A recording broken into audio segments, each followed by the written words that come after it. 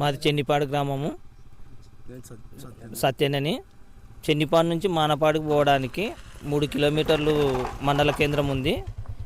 మా ఊరు నుంచి మానపాడు మండలానికి పోవడానికి గర్భిణీ స్త్రీలకు కానీ, ముసలి వాళ్ళకు కానీ, విద్యార్థులకు కానీ అనేక సౌకర్యాలు ఉన్నా కూడా ఈ గుంతలలో పోవడానికి చాలా ఇబ్బందికరంగా ఉంది.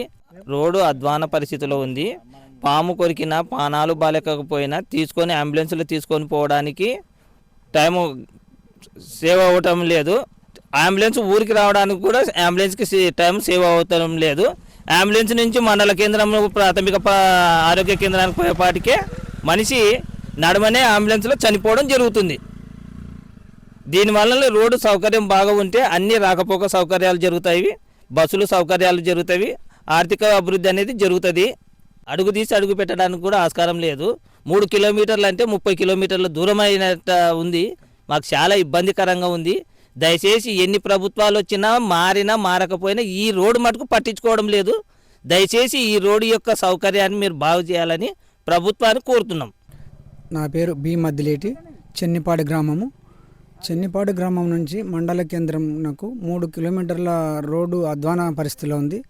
ఈ రోడ్డు గుంతలు పోవడము, బ్రిడ్జిల కాడ మొత్తం వానలు వచ్చి మొత్తం దూకపోవడం మీద రాత్రుల పూట కానీ పగులు కానీ బండ్లు ఓవర్టేక్ చేయడానికి కూడా సాధ్యం కాదు. ఓరుకోరు తల్లి కింద పడి చనిపోవడాలు జరుగుతున్నాయి.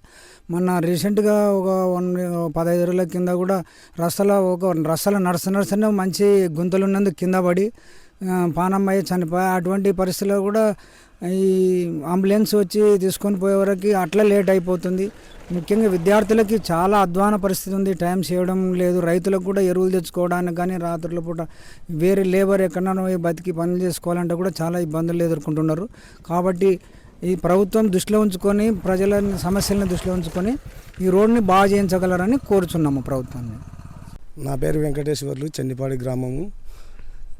ఇట్లా రోడ్డు అధ్వానంగా పరిస్థితిలో ఉంది కాబట్టి మాకు బస్సు సౌకర్యం లేదు. అండ్ మళ్ళా మానపాడికి ముసలోళ్ళని తొలుకొని పోయి ఏదన్నా రెవెన్యూ డిపార్ట్మెంట్ని అడగడానికి కూడా, వాళ్ళ దగ్గరికి స్పందించడానికి కూడా మేము సరైన టయానికి వెళ్ళలేకపోతున్నాం. వాళ్ళు ఆఫీసర్లు మొత్తానికి వెళ్ళిపోతున్నారు. ఒక ఇది బస్సు సౌకర్యం లేనందుకే మేము 2 వీలర్ కానీ, ఒక ఎద్దుల బండి కానీ, ఒక ఏదో విధంగా వెళ్ళిపోదామంటే కూడా, కాలినడకన పోవాలంటే కూడా వర్షాకాలం వచ్చినప్పుడు ముసలతోటి చాలా ఇబ్బంది పడుతున్నాం. జారి కింద పడుతున్నారు, కాళ్ళు చేతులు ఇరిగిపోతున్నాయి. కాబట్టి ఈ ప్రభుత్వము వెంటనే చర్య తీసుకొని స్పందించి కొత్త రోడ్డు వేయాలని మేము కోరుతున్నాము. చరిత్ర సృష్టించినోడు ఇప్పుడు ఆ చరిత్రని తిరగరాయబోతున్నాడు. అబద్ధాల గోడల్ని బద్దలు కొట్టి నిజాలను రాగా మీ ముందుంచబోతున్నాడు. నిజమైన వార్తల కోసం వెంటనే డౌన్లోడ్ చేసుకోండి రా యాప్ని.